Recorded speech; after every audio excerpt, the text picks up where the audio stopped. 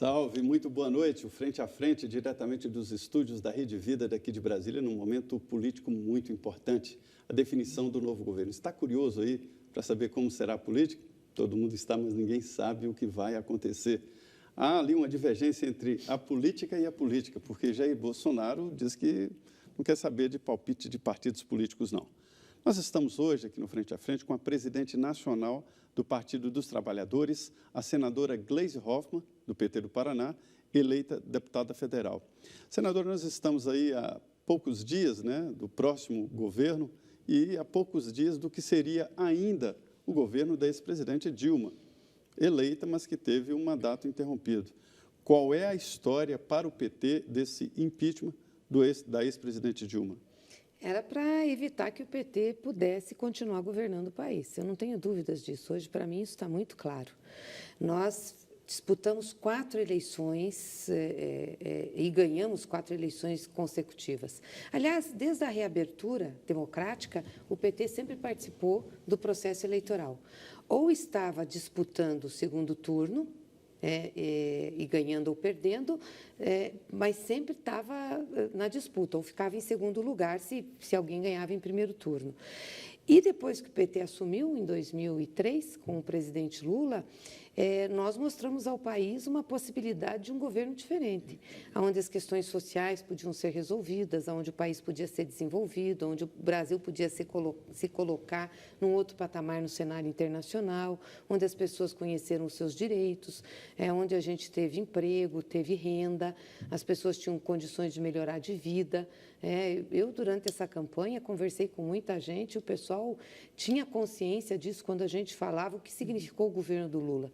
Significou que você tinha salário, significou que tinha renda, que não precisava cozinhar com carvão, podia comprar o botijão de gás, que não precisava escolher produto no supermercado, você ia, saía com o carrinho cheio, comprava um eletrodoméstico, trocava os móveis da casa, comprava casa, carro. Agora, o PT, ele praticamente ficou restrito ao Nordeste nessa eleição, como se fosse assim, uma região que deu todos os votos ali a Fernando Haddad. Como é que vai ser para tentar ampliar isso daqui para frente, se é que a senhora vê alguma perspectiva depois dessa derrota tão grande em estados importantes, como foi no Rio de Janeiro, São Paulo, Minas Gerais, a presidente Dilma, ela perdeu a vaga para o Senado quando se achava que ela poderia vencer, as pesquisas davam a eleição de Dilma, mas na hora que as urnas abriram, foi aquela surpresa, ela estava fora do Senado. Como é que vai ser para o PT se recuperar no país, se é que a senhora acha que tem chance diante desse cenário que a gente vê aí? Primeiro que não foi uma derrota só do PT, foi uma derrota do sistema político, principalmente no Sul, no Sudeste, foi uma onda, uma avalanche aí de candidatos ligados ao Bolsonaro. Teve boca de urna feita no dia da eleição por WhatsApp. É isso. São Paulo, Minas, Rio de Janeiro faziam a colinha e ligavam, dizendo o seguinte: se você não votar nesses candidatos, Bolsonaro não se elege. Foi uma coisa espantosa, tanto que não foi uma surpresa só para o PT, foi surpresa para outros partidos também ficarem fora. A própria Anastasia ter a votação que teve, no Rio de Janeiro, não entrar o Eduardo Paes, entrar o Witzel, quer dizer, pessoas que não eram nem conhecidas. Então, é importante dizer o seguinte, o PT perdeu, mas isso não foi uma derrota petista, foi uma derrota do establishment político. E, considerando a situação, o PT foi o que saiu melhor, que conseguiu manter seus votos, fez a maior bancada na Câmara dos Deputados, levou seu candidato para o segundo turno, fez 4 governadores, foi o maior número de governadores, foi o PT que fez. Então, eu acho que o PT conseguiu se colocar, até por conta também do legado, do trabalho que a gente tem. É óbvio que agora vai depender muito do posicionamento que nós vamos ter e de explicar, ter condições de explicar à população o que está acontecendo. Aonde os seus direitos foram tirados? Seus direitos não foram tirados com o governo do PT. Muito pelo contrário.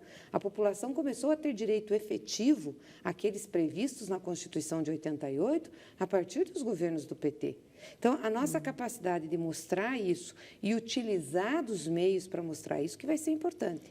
Acho que nós temos que superar aí os nossos problemas e as nossas dificuldades nas redes sociais. Senadora, pois é, a senhora falou a palavra-chave. redes sociais. Antes da eleição, houve uma mudança na lei eleitoral, chamada de reforma ali política, mas, na verdade, foi uma reforma eleitoral, em que se cercou ali o mundo político, né? O próprio financiamento, os partidos, não só o PT, mas todos os outros partidos, decidiram ali distribuir o dinheiro entre os deputados federais para garantir a reeleição de todos. E aí houve uma surpresa geral, a senhora disse muito bem, o PT tem a maior bancada eleita, não será a maior bancada porque o PSL, tudo indica, vai formar, vai aumentar. Então, é um novo momento, é uma nova política, né? É um novo jeito de fazer a política, né? Através das redes sociais, da forma como fizeram, utilizando principalmente essa metodologia do WhatsApp, né? Isso foi uma coisa espantosa. Quando eu falei para vocês que nós estávamos com 4 ações de investigação judiciais na Justiça Eleitoral, é porque nós estamos pegando exatamente essas situações e questionando como que podem ter disparado tantos WhatsApps. Da onde saiu isso? Quem financiou isso? Como foi feito? Fernando Haddad hoje esteve conosco na reunião da bancada do Senado e da Câmara, e ele foi convidado para estar nos Estados Unidos por Bernie Sanders, por Varoufakis, um lançamento de uma frente progressista internacional.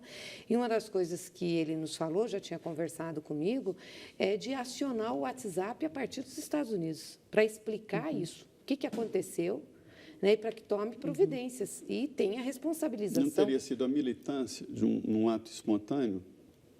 Militância em ato espontâneo? A militância do Bolsonaro era muito forte e agressiva nas redes. Muitos robôs, muitos disparos, isso estão no nosso processo, isso nós pegamos, muitos disparos feitos de fora, Portugal, Ucrânia, vários países. Não tem militância na Ucrânia? Tem militância na Ucrânia? Então, não é assim. Isso foi construído, foi uma rede construída, entendeu? Para trazer elementos.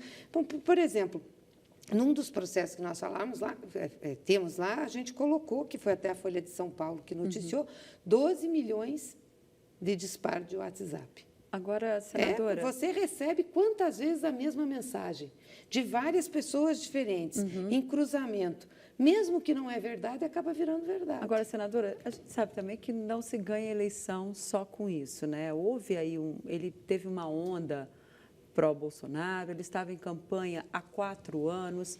Onde é que foi... Quero voltar ao processo do impeachment, que ele já estava, inclusive, em campanha Sim. nessa época, fazendo reuniões de pequenos grupos, viajando o país. Ele está trabalhando há bastante tempo, a gente sabe. Qual foi o maior erro do governo da presidente Dilma Rousseff que deu no que deu? É que o Bolsonaro pegou 3 bandeiras, né? Ele disse que ia romper com a velha política, acabar com a corrupção e arrumar a segurança pública. Bom, a corrupção foi, pela Lava Jato, colocada como centro dos acontecimentos. O PT, o partido mais corrupto, o governo mais corrupto, como se nunca antes na história tivesse ouvido corrupção, ou se outros não tivessem praticado. Antes de outros serem presos e serem processados, vocês têm que lembrar que o PT ficou por 2 anos e pouco sendo o único a ter, sob suas costas, o ônus da corrupção. Né? Tivemos problemas na economia e tivemos na Câmara Eduardo Cunha, como presidente da Câmara, com um monte de pautas bombas para cima do governo e não deixando o governo votar matérias que eram importantes para a gente dar solução, sair da crise. Vocês lembram disso? Foram vários projetos que nós mandamos para lá e não deixavam. Ou seja, já tinham uma ação de um status político querendo derrubar. Nós já tivemos uma eleição muito disputada naquele momento. Né? Com a piora na economia e com a ação da Lava Jato, isso foi a tempestade perfeita para a Dilma ser arrancada da presidência da República. A aliança com o MDB foi o erro capital do PT, na sua avaliação? Ou foi, sei lá, o partido achou que a gente pode fazer o que eles fazem? Qual foi assim? Não. A senhora chegou a falar na questão de mudar o financiamento eleitoral, mas foi só esse o erro? Você não pode dizer que uma aliança é uma aliança errada. Você faz aliança dentro da conjuntura que você tem. Você tem que governar. Você foi eleito para o governo, mas o Congresso Nacional tem as suas matizes políticas. Você tem que governar com o Congresso que é eleito. Quais são os partidos que você tem lá? Quem é que faz maioria? Então, você precisa construir as maiorias. E mesmo na aliança que a gente teve anteriormente, já tinha tido uma experiência que tinha sido exitosa e foi para outra experiência. Nós íamos descobrir que íamos ser traídos, que o Michel Temer ia trair a Dilma, que ia se bandear para o lado de lá, e ajudar o pessoal a fazer o impeachment. É impossível, você não tem bola de cristal. Então, e quando eu falo da questão do financiamento, é isso, nós aceitamos financiamento privado, aceitamos fazer a campanha cara, então, acho que isso tudo contribuiu, e a cruzada da Lava Jato, que foi quase uma cruzada de classe média, de idade média. Quer dizer, todos os problemas do Brasil estavam ali. E acho que a gente não conseguiu fazer o contraponto, ou fomos fazer tarde demais, mostrando para a população o que era. Senadora, a senhora é craque hoje em política, e principalmente do Congresso, como ministra, negociou muito no Congresso, com vários partidos, e a coisa está diferente. Eu cheguei do Congresso ficando impressionado com as reclamações e com as conversas lá sobre esta decisão do presidente eleito Jair Bolsonaro em não negociar com os partidos. Mas é uma maneira diferente que está agradando, e essa negociação diretamente com bancadas de pressão, em vez de partidos políticos. E lá eles já falam assim da bancada da internet, que é volúvel. Como é que é essa situação? Como é que é essa negociação? Eu não sei. Aí é o governo que vai estabelecer a forma de relação dele com o Congresso Nacional. E vai colher os frutos da forma como ele estabelecer. Mas é uma bancada diferente, essa chamada bancada de internet? Eu não consegui ainda sentir, não vi como é que vai ser a atuação da nova bancada no Congresso Nacional. Então, a gente vai ter que esperar. É uma interrogação pura. Vamos ver como é que vai ser. Agora, as bancadas temáticas, elas são muito fortes, A bancada da agricultura, a bancada evangélica. A senhora acha que é possível ir por aí, por essa questão das bancadas temáticas, sem ficar só nessas pessoas que respondem aí, reagem às redes sociais? Parece que é o que ele está tentando, Embora eu acho que ele ainda não saiu da oposição e da campanha. Isso funcionou. A presidente Dilma Rousseff teve um dado momento que ela tentou ali, fazer esse tipo de negociação. A senhora foi ministra da Casa Civil. Que conselho a senhora dá para o ministro que vai assumir aí a Casa Civil? Nenhum. Não dou conselho para ninguém, não. O papel é ser oposição ao governo. Mas a senhora é brasileira, não vai querer ver o país detonado. Não, eu torço pelo meu país, por isso eu vou fazer bem o meu papel, que é o papel da oposição. A gente só tem condições de ter um país e uma democracia, um país forte, uma democracia forte, os direitos do povo resguardados se a oposição cumprir o seu papel. O PT é o maior partido da Câmara, elegeu 56 deputados. Isso. O PSL 52. O PSL deve crescer, é natural, todo governo cresce o seu partido, Como é que será a posição do PT na Câmara e também no Senado na eleição das presidências da Câmara e Senado? Nós não vamos apresentar candidatura do PT. Nem para o Senado, nem para a Câmara. Já é uma decisão. Tem alguns candidatos se articulando, vamos conversar com as candidaturas. O que é importante no nosso entender? Que quem for assumir a presidência das casas, seja da Câmara ou seja do Senado, tenha responsabilidade com a instituição. Ou seja, a instituição Congresso Nacional, ela tem uma importância na democracia brasileira. É a representação da voz popular. Então, tem que ser respeitada. A instituição tem que ser respeitada pelo Executivo, pelo Judiciário. Segundo, quem assumir isso tem que respeitar as minorias, respeitar a oposição. Tem que vai encaminhar os projetos, pode encaminhar também em relação a ajudar o Executivo, isso sempre acontece, mas tem que respeitar as minorias e a oposição. O direito de fala, o direito de apresentar projeto, o direito de fazer discussão, isso é fundamental para a democracia. Qualquer candidato que assuma esse compromisso, o PT pode apoiar? Pode apoiar. Aí haverá uma reunião para decidir, Claro, vai ter reunião, vamos inclusive conversar. Rodrigo Maia? Olha, se ele tiver esses compromissos, eu não vejo por que não. Ele tem que ter compromisso com a instituição Congresso Nacional, compromisso de respeito com a minoria, com a oposição, resguardo dos nossos direitos. E no Senado? Também a mesma coisa. Renan Calheiros? É um dos nomes que está sendo colocado, Eu, como estou saindo do Senado, então não tenho participado muito das articulações. É possível o PSL e o PT apoiarem o mesmo candidato a presidente da Casa, ou para onde for o PSL, o partido Jair Bolsonaro, o PT vai para o outro lado?